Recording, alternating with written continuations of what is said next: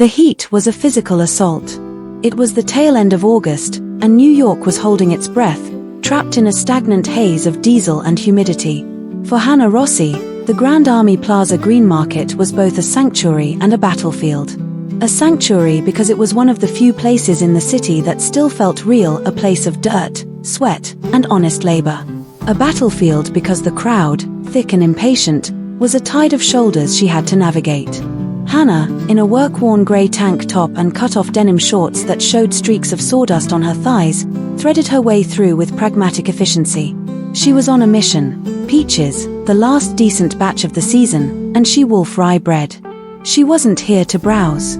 Browsing was a luxury for people who didn't have a 40-page municipal grant application due by the end of the week. She loved the cacophony.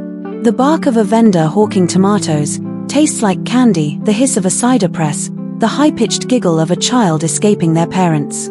She stopped at the bread stall, inhaling the rich scent of charred crust. She was an observer, as always. She watched a young couple playfully arguing over a loaf, a family of 4 trying to manage a stroller and 3 canvas bags. Hannah was an island. She had spent her life being one. Since the age of 14, since the system had officially labeled her hard to place, she had cultivated her independence like a fortress. You only count on yourself. It was her creed, her lie, her armor. It was what had driven her to master wood, an honest material that never lied and never left without warning. She paid for her bread, shoved it into her backpack, and turned toward the fruit. Her final objective. The peach stand was the most popular. A line had formed, snaking beside a cider truck. Hannah settled in with a resigned sigh. She hated waiting. She checked her watch. 11 minutes. 11 minutes she could have spent sanding. She scanned the people in front of her, her artisan's eye analyzing the world, an indecisive man, a tourist taking too many photos, a couple having a hushed argument. She finally reached the front. The vendor, a weathered man in a juice-stained apron, gave her a nod. "What'll it be?" "A flat of these," Hannah said, pointing to the ripe peaches. "Last of the..." "Mother, I can't discuss this right now. The gala is in 3 weeks, everything is under control." The voice, sharp as shattered glass, did not come from the line. It came from the side. A woman had sliced through the crowd, heading not for the back of the line, but straight for the vendor. She looked as if she had been teleported from Fifth Avenue. Tall, dressed in immaculate white linen trousers and a navy silk blouse. Her nails were dug into her free palm as she listened, transfixed by a conversation that seemed to be boring into her soul through the device. Her blonde hair was pulled back into a chignon so perfect it looked painful. She radiated an aura of refrigerated perfection. She addressed the vendor, completely ignoring Hannah who stood right there, money in hand. "Excuse me," said Rachel, her society voice aimed at the vendor, "I need 6 crates of these peaches. Immediately. It's for an event." Then, back into her phone, "No, I haven't."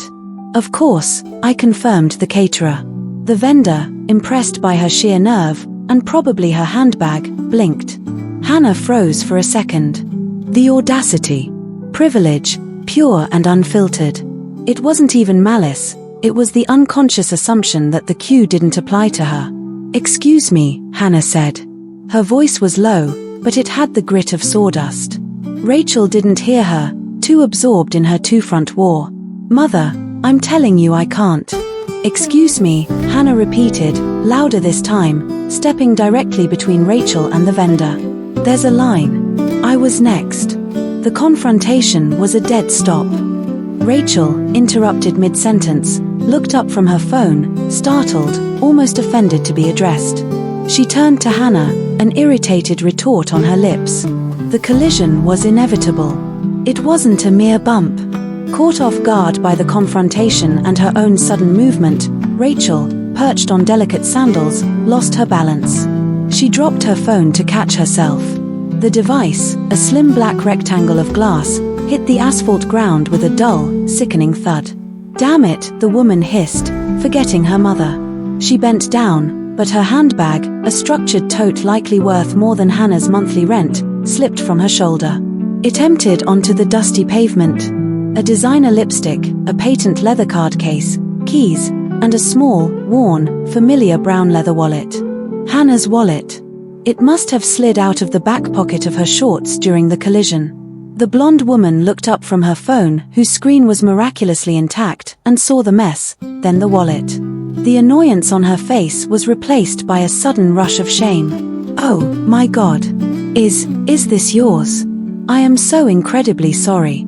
I didn't even see the line. I was on the phone. She started scooping up the items.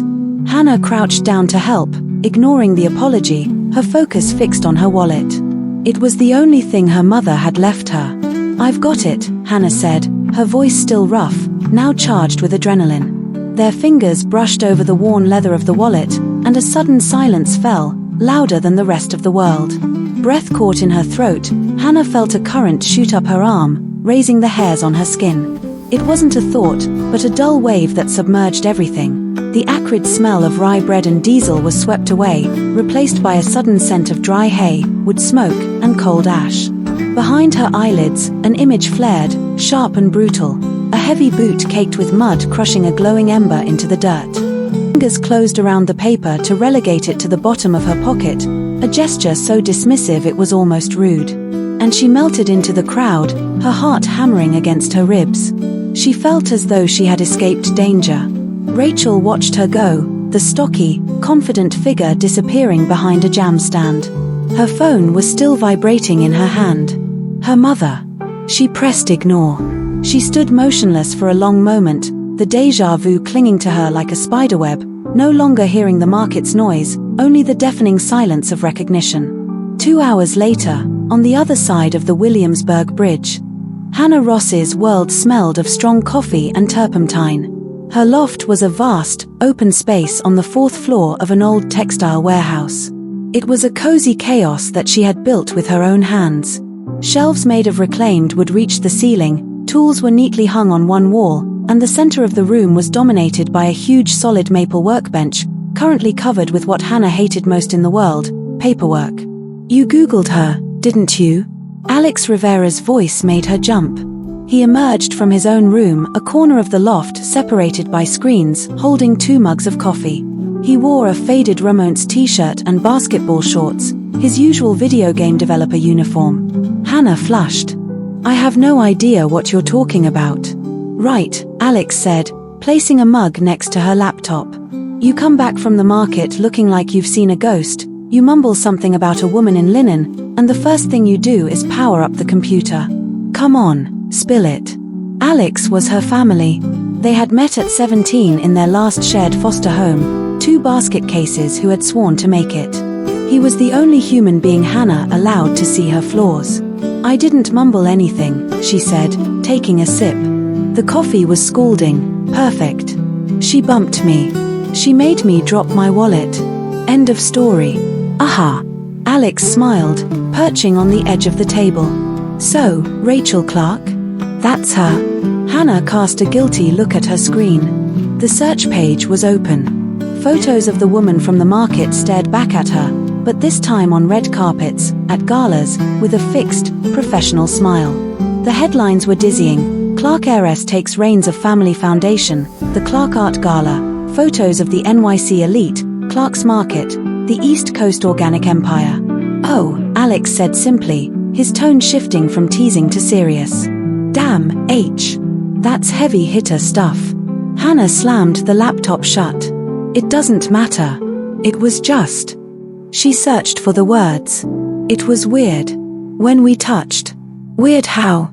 Like, love at first sight weird? No. Weird like. I thought I smelled smoke weird. I'm just tired, that's all. She redirected her attention to the stack of forms. New York City Department of Arts and Community Grant Application. Project, Forge. It was her true love. Forge was her plan to create a free woodworking workshop for kids in the foster system. A place to teach them a trade, to give them what she never had, a tool to build something solid. She had to prove to the city council that a workshop in a rapidly gentrifying neighborhood was more important than yet another cocktail bar. This was her life. Grant applications, sawdust, and Alex. Not heiresses in silk who smelled of déjà vu and imaginary smoke. She picked up Rachel's business card, so rigid and white, and slid it under a pile of invoices. An anomaly. Debris from another world. Forget her, Alex said, understanding her mood. That grant won't fill itself out. Want me to order Thai tonight? Yes, Hannah said, grateful. Thanks. She plunged back into the bureaucratic jargon, trying to erase the image of those panicked green eyes and the phantom scent of ash from her memory. At the same moment, in a marble silence 35 stories above Park Avenue, Rachel Clarke was undressing. Her apartment was the antithesis of Hannah's loft. It was a private museum, a mausoleum of good taste. The walls were creamy white, the floors veined grey marble, and every piece of furniture was a designer item approved by her mother. There was no clutter. There was no life. The air smelled of sanitized lemon and old money. She let her linen pants fall onto a valet stand. No sawdust, but she felt dirty. The altercation at the market had rattled her. Not the collision, but the contact. That woman. Those eyes. That falling sensation. Her phone, resting on a glass console, vibrated. The name Mother flashed. Rachel ignored it and walked into her bathroom, half the size of Hannah's workshop. She splashed cold water on her face, leaning on the cool marble. She was trapped. She knew it. Her art foundation, her only semblance of a self-made identity, was a golden leash. Her mother controlled the seed money. Every decision, from the gala caterer to the featured artists, had to be approved. The gala was her final trial. If it succeeded, she might have a shred of autonomy. If it failed, she thought back to her brother, Moritz. She walked into the living room, where a massive family portrait stood above a fireplace that had never been used. Her father, her mother, herself at 16, and an awkward blank space to her left. Moritz had been erased, not just from the photo, but from their lives, their legacy, their history. His crime. Introducing his boyfriend at a Thanksgiving dinner. Rachel had learned her lesson. Authenticity was a form of social suicide. Her lie was her survival. She poured herself a glass of sparkling water. She had debts. Her master's in art history from Columbia hadn't paid for itself, and the illusion of independence was expensive. She needed this gala. She needed her mother to let her breathe. The phone vibrated again. Mother. Rachel took a deep breath, steeling herself for the fight. Hello, Mother. Rachel, finally. I don't appreciate being cut off. We were discussing the floral arrangements. I know, Rachel said, her voice regaining its professional calm. I was jostled at the market. My phone dropped. The market? Rachel, you don't have time for that. I need you focused. Senator Paulson has confirmed his attendance. Everything must be impeccable. I know, Mother. Impeccable. Good. I'm sending you the invitation proofs. I expect your validation within the hour. The line cut off. Rachel closed her eyes. Impeccable. She finished her water. Her gaze fell on her bag. She pulled out the card she had taken from the stranger's wallet. Tangible. Forge. Below it, Hannah Rossi, artisan woodworker. The cardstock was thick, but its texture was rough, recycled, real. The smell of hay and smoke returned so violently she almost dropped her glass. She thought about her plan for the gala. Her mother wanted sterile glass sculptures. Rachel wanted something more, raw. A crazy, impulsive idea, an emotion she usually forbade herself, sprouted within her. A pretext. An excuse to see that woman again. An excuse to touch something real again. Ignoring her mother's validation request, Rachel Clarke picked up her phone. She didn't dial the florist's number. She dialed the number printed on the rough card. A wary voice answered on the third ring. Forge, how can I help you? Rachel closed her eyes, grounding herself in the silence of her museum apartment. Hello, she said, her voice settling back into the mask of the Clarke heiress. My name is Rachel Clarke. I'm hosting an event, and I need some custom display pieces fabricated in wood. Should this passage have struck a chord with you, you are sure to enjoy the rest. The complete story awaits you. The link is located just below, in the first comment. Click on it and immerse yourself in the full version immediately.